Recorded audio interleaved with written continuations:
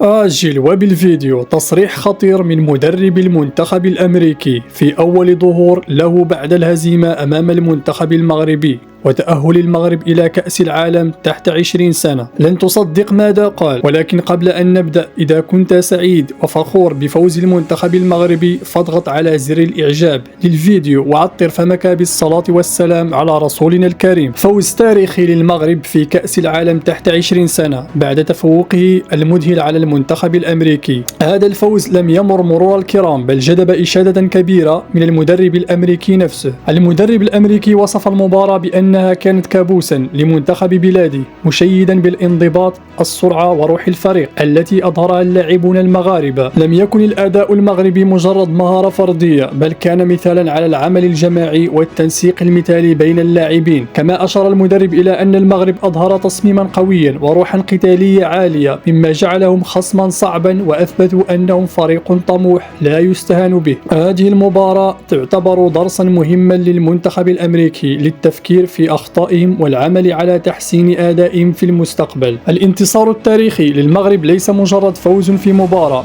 بل رسالة واضحة عن قوة المنتخب المغربي وصعوده في الساحات الكروية العالمية. الجماهير المغربية يمكنها الفخر بهذا الإنجاز الذي يعكس روح الإصرار والتحدي لدى اللاعبين. ندعوكم جميعا للاحتفال بهذا الإنجاز التاريخي ومشاركة آرائكم وتعليقاتكم أسفل الفيديو، ولا تنسوا الاشتراك في القناة لتبقوا على اطلاع بكل جديد حول المنتخب المغربي وأحداث كرة القدم العالمية.